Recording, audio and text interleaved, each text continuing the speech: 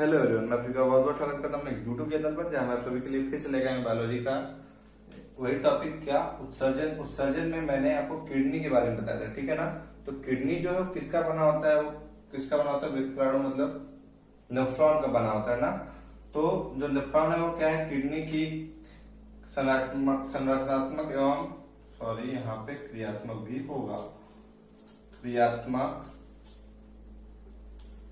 जो नेफ्रॉन है वह किडनी की क्या संरचनात्मक एवं क्रियात्मक इकाई है। मतलब सबसे छोटा पार्ट। आखिर किडनी बना किस चीज से है।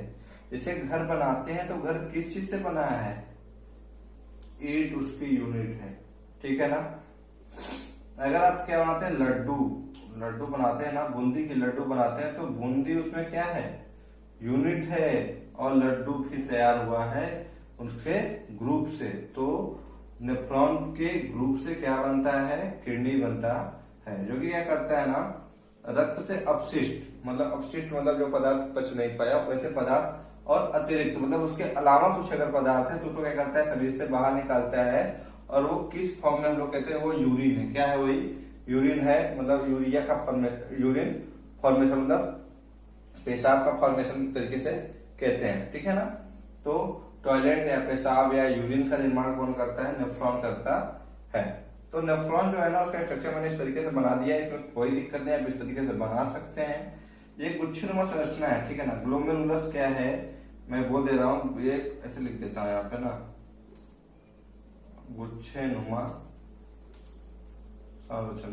गुच्छनुमा संरचना होती है, जो कि क्या करता है ना, ग्लोमेरुलस पहला पार्ट यहाँ मैंने लिखा हुआ देखिएगा, अल्ट्रा फिल्ट्रेशन मतलब निस्यंदन का काम करता है।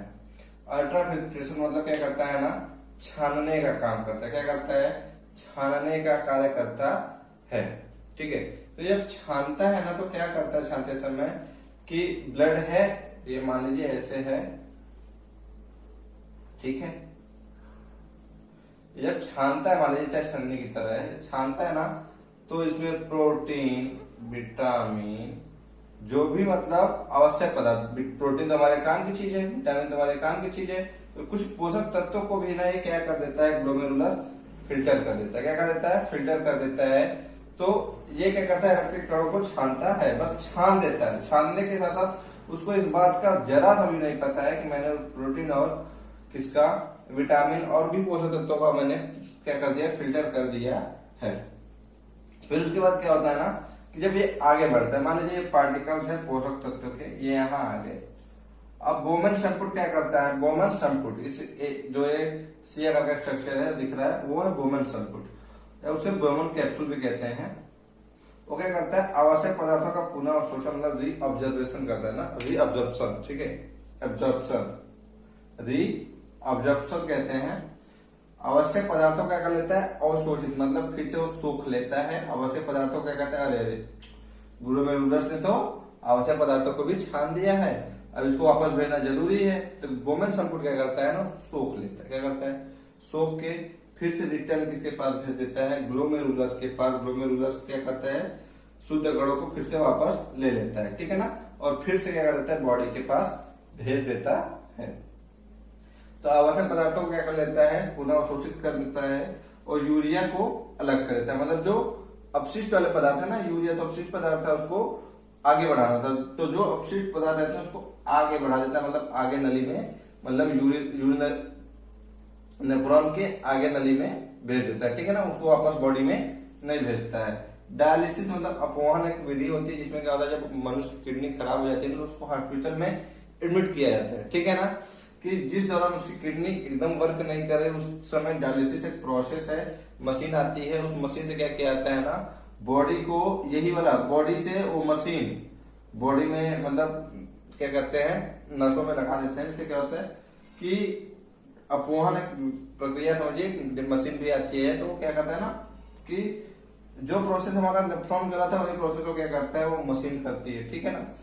तो ये बोमन संपुट का काम समझना, डायलिसिस के समय बोमन संपुट क्या करता है, यूज मतलब बोमन संपुट का ही क्या करते हैं, इस्तेमाल करते हैं। ठीक है ना। डायलिसिस के लिए कौन जिम्मेदार होता है, बोमन संपुट अगर खराब हो गया तो किडनी गई। ठीक है ना। तो डायलिसिस कहां से होता है, बोमन संपुट से होता है। ठीक है। उसके बाद आगे चलते हैं, ये यू अगर संरचना होती है इसे क्या कहते हैं, हेनले लूप। और ये संरचना आगे जाने के बाद किसमें जुड़ती है, संग्राहक नली में। मतलब जो यूरिन है वो संग्राहक नली से फिर कहाँ चली जाती है, किससे, यूरेटर से होते हुए फिर कहाँ पे, क्या में, यूरिन ब्लैडर में, मतलब मूत्राशय में चली जाती है। तो इस तरीके से मैंने नेफ्रॉन के बारे में थोड़ा बताया, ग्लोमेरुलर इसका पार्ट था, वो क्या क्या करता है मैंने इसके बारे में बता दिया। ठीक है, आप इसका स्क्रीनशॉट लीजिए। इस नेफ्रॉन के बारे में इतना नॉलेज काफी है। ठीक है, आपने स्क्रीनशॉट ले लिया होगा। आइए देखते हैं, कुछ चीजें ऐसी हैं जो कि शायद आपके लिए ज्यादा हेल्पफुल होंगे। देखते हैं किडनी की बीमारियां। जो किडनी है ना उसमें कुछ बीमारियां भी होती हैं।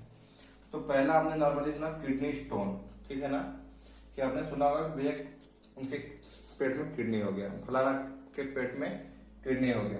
तो किडनी होता कैसे है, तो उस किडनी में ना जब कैल्शियम ऑक्सीलेट जमा हो जाता है, ठीक है ना, कैल्शियम ऑक्सीलेट जो है वो क्या क्रिएट करता है, किडनी स्टोन को बनाने का काम करता है। ठीक है, उसके बाद आपने कभी देखा होगा कुछ लोग होते हैं ना टॉयलेट करते हैं ना, तो उनका टॉयलेट ना काफी स्मेल करता है, ठीक है ना, बदबू करता है। तो उसका कारण क्या है, यूरेनिया बीमारी है।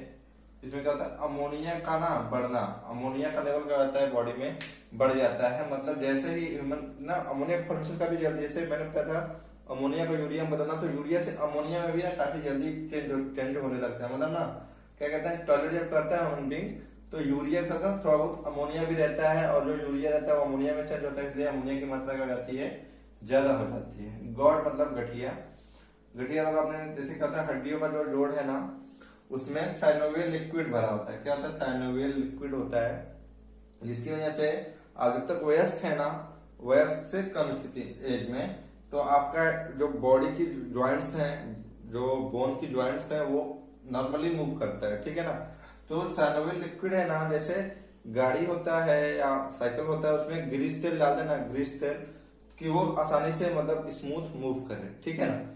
तो उसी तरीके से ना साइनोवियल लिक्विड भी क्या है, बोर्ड हड्डी के बीच में जो है ना वो ग्रीस और तेल का काम करता है। लेकिन ये क्या होता है ना, सूखने लगता है, एक एज के बाद ना ये कम होने लगता है, और वहां पे जब यूरिक एसिड क्या आ जाता है, यूरिक एसिड जमा होने लगता है। तब जब ह्यूमन बींग्स कोई भी अपने एजेड बुढ़े लोग जैसे दादाजी लोग होंगे बैठते हैं ना, तो काफी क्या करते हैं, रुक के बैठते हैं। कैसा, रुक के बैठते हैं, आराम से बैठते हैं, और उनके बोन्स में से ना जैसे क्या कहते हैं ना, लगता है कुछ टूटने की आवाज आ रही है। तो वो क्यों आता है, क्योंकि हड्डियां क्या करती हैं, घिसती हैं, और यूरिक एसिड वहां पे क्या होता है, बढ़ जाता है। तो उसी को क्या कहते हैं, गठिया रोग है। क्या है, गठिया रोग है। मतलब साइनोवियल लिक्विड क्या होता है, कम हो जाता है, यूरिक एसिड क्या होता है वहां पे अपनी जगह बनाने लगता है, तो वहां पे क्या डिजीज होती है, गठिया रोग होता है। अब एक किडनी खराब हो गई, ठीक है भाई साहब की किडनी खराब हो गई, और जब किडनी खराब हो गई तो उसका क्या करना पड़ेगा, ट्रांसप्लांट करना पड़ेगा। क्या करना पड़ेगा, ट्रांसप्लांट करना पड़ेगा। जैसे मान लीजिए दो लोग हैं, एक भाई साहब ये हैं लेटे पड़े हैं, दूसरे भाई साहब ये हैं, ठीक है ना, ये चल दिए हैं, मतलब ये डेथ हो गई है इनकी। तो होता क्या है ना कि इधर भी ऑपरेशन होना चाहिए, और ऑपरेशन इसका भी हुआ होना चाहिए, और 48 घंटे, कितने, 48 घंटे के अंदर ये जो डेथ बॉडी है उसकी किडनी यहाँ नॉर्मल ह्यूमन के किडनी से रिप्लेस कर देना चाहिए। उसके बाद एक किडनी किसी काम की नहीं, तो इसलिए 48 घंटे के अंदर ही क्या कर लेना चाहिए, ट्रांसप्लांट कर लेना चाहिए, क्योंकि उसके बाद वो किडनी काम नहीं करेगी, ठीक है ना। तो अगर कोई जैसे आपका चहीता है, ठीक है, अब आपकी किडनी खराब हो गई, डॉक्टर बोला किडनी चाहिए, कोई डेड बॉडी मिलनी तो चाहिए ना। तो मान लीजिए कोई रिलेशन है, बीवी है, मम्मी पापा भाई अंकल कोई भी है, वो क्या करता है कि अपने किडनी आपको दे सकता है, ठीक है ना, मैच होना चाहिए। क्या होता है ना कि किडनी कभी कभी ट्रांसप्लांट करने के बाद भी ना खराब होने के चांसेस होते हैं। तो जो किडनी की जो सेल है ना, आपकी जो किडनी थी उसको हटा दिया, किसी की किडनी को क्या कर दिया, लगा दिया, लेकिन जो आपकी बॉडी की सेल है ना उस सेल को क्या करती है, पहचानने से इनकार करती है, ठीक है ना। तो कुछ समय के लिए क्या करती है ना, एक दूसरे से लड़ते हैं वो लोग, लेकिन कुछ समय बाद क्या होता है, अगर एक्सेप्ट कर लेती है बॉडी, तो वो ट्रांसप्लांट जो है, किडनी ट्रांसप्लांट तो क्या होता है, कोई भी बॉडी का है पार्ट ऑफ ट्रांसप्लांट होता है, सक्सेसफुली होता है। अगर ऐसा नहीं होता है तो वो पार्ट डैमेज होता है, मतलब खराब हो जाता है। अब कुछ और चीजें हैं, जैसे यूरिया उत्सर्जित जीव, जो जीव यूरिया का उत्सर्जन करते हैं, जैसे हम लोग ह्यूमन बींग्स और एनिमल्स, उसको क्या कहते हैं यूरियोटेलिक है। कैसा कहते हैं उसको एनिमल? यूरियोटेलिक कौन कौन है? स्तनधारी मतलब जंतु हैं, और कौन है? ह्यूमंस है, ठीक है ना। उसके बाद अमोनिया उत्सर्जित जीव जो है उसको कहते हैं अमोनोटेलिक। क्या कहते हैं? अमोनोटेलिक। जैसे मछली है और कीट है ना, वो अमोनिया का उत्सर्जन करते हैं, मतलब अमोनिया उनका उत्सर्जित पदार्थ है। यूरिक एसिड का उत्सर्जन जो करते हैं वो क्या होते हैं? यूरिकोटेलिक। जैसे क्या है, कुछ पक्षी और सरीसृप मतलब रेंगने वाले जीव, ठीक है। उसके बाद पेड़ पौधों में उत्सर्जन जो भी, तो पेड़ पौधे में क्या होता है ना, पत्तियां झड़ जाती हैं, डालें टूट के गिर जाती हैं, सूखती हैं, टूट के गिर जाती हैं, तो क्या होता है ना, एक समय के बाद उनका काम नहीं रहता है, तो वो क्या होते हैं, एक तरीके से वो भी उत्सर्जित पदार्थ है। अब लाशा या गोंद, कभी कभी आप देखते हैं ना कि चोट ना लगी हो, तब भी कभी कभी होता है कि पेड़ से चिपकेंगे, पौधे से चिपकते हैं, तो आपके बॉडी में कुछ गोंद जैसा लग जाता है। या तो कहीं कट कर दीजिए, आपको अगर ये चीज देखनी है तो आप कहीं कट करिए, और एक दो दिन बाद जब वहां पे नोटिस करेंगे तो वहां पे गोंद मतलब लाशा जैसी रचना दिखेगी, जो कि उस पौधे का क्या है, एक उत्सर्जित पदार्थ है। तो जो लाशा है, गोंद है, पेड़ पौधों की पत्तियां हैं, सूखी हुई स्टेम है, और जो उसकी क्या कहते हैं ऊपर की लेयर होती है, जो क्या पपड़ी टाइप में होती है ना, वो निकलती है, वो भी क्या उसका उत्सर्जित पदार्थ है। तो इस तरीके से मैंने पेड़ पौधे में उत्सर्जित पदार्थ थोड़ा सा कमी है, तो मैंने इसको नॉर्मली आपको एक्सप्लेन कर दिया। बाकी जो किडनी में बीमारियां थी उसके बारे में मैंने बता दिया। इस तरीके से किडनी का जो टॉपिक है वो कंप्लीट हो गया, ठीक है। अब इसको एक बार स्क्रीनशॉट ले लीजिए, ठीक है, आपने स्क्रीनशॉट ले लिया होगा। तो अगर आपको वीडियो अच्छा लगा हो तो लाइक जरूर करिएगा, अधिक से अधिक लोगों के पास शेयर करिएगा, चैनल को जरूर सब्सक्राइब करिएगा, जिससे नया वीडियो आते ही आपको क्या मिलेगा, नोटिफिकेशन मिल जाएगा, ठीक है। आप सभी का बहुत बहुत धन्यवाद।